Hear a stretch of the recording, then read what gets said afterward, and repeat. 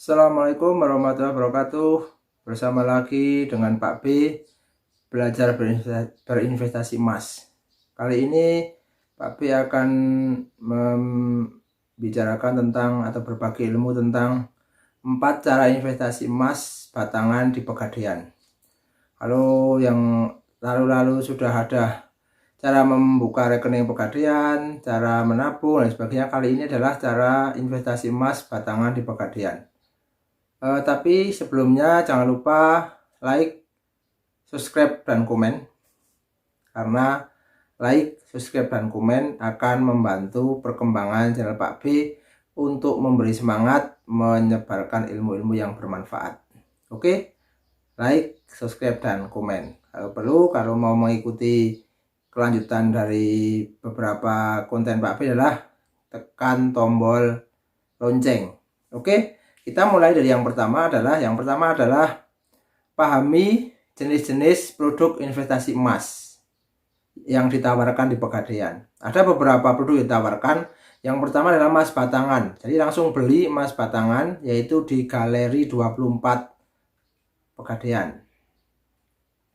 Yang kedua adalah tabungan emas. Jadi ada tabungan emas. Yang ketiga adalah investasi emas kolektif, biasanya berupa arisan. Jadi biasanya berupa arisan emas, tapi ini resmi di Pegadaian. Dan yang selanjutnya adalah titip jual emas atau sistemnya konsinyasi. Jadi kita titip emas, dijual, nanti keuntungannya itu kita dapat. Tapi pada saat mau diambil kita juga masih punya emas tersebut di Pegadaian.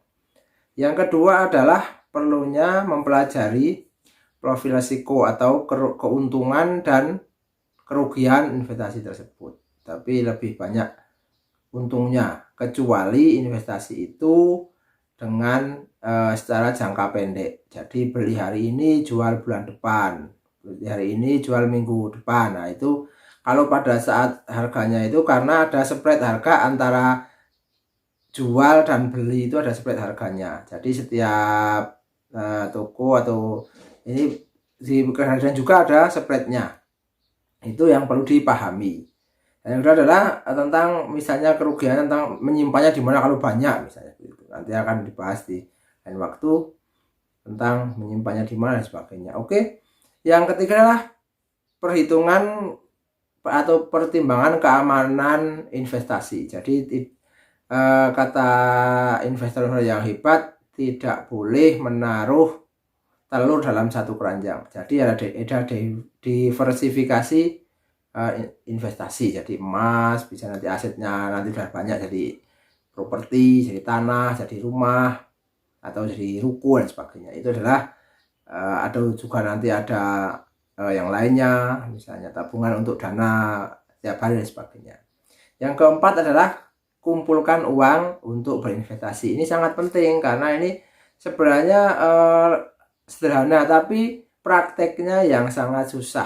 Mengumpulkan uang itu sangat susah, apalagi kita dari kecil tidak punya hobi menabung.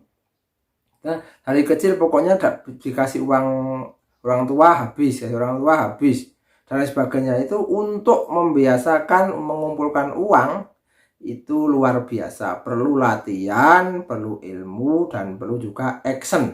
Yang penting itu actionnya itu adalah mengumpulkan uang.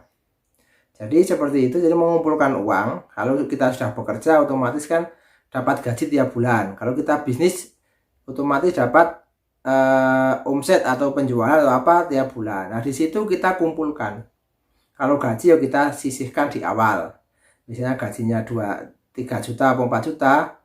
Kalau saran Pak B ya 30% itu digunakan untuk investasi. Itu 30%. Jadi 4 juta misalnya ya. Itu berarti 30%-nya berarti berapa? 800.000 kali berapa ya? Ya, tadi kali 2 kali 3 misalnya.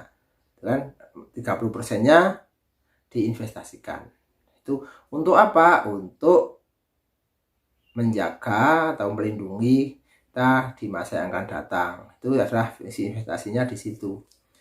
Adalah menahan kesenangan hari ini untuk kesenangan yang lebih baik di masa yang akan datang. Dan yang kelima adalah selalu istiqomah atau konsisten dalam berinvestasi. Apapun itu bentuknya, baik mau beli emas secara kecil-kecilan dikali 24, atau mau nabung emas, atau mau arisan emas, atau mau titip jualan, harus konsisten atau harus istiqomah terus menerus. Itu yang paling berat adalah konsisten itu. Karena apa? Konsisten itu perlu kesungguhan hati yang luar biasa. Jadi kesungguhan itu yang perlu. Karena apa? Oke ya. Semoga bermanfaat.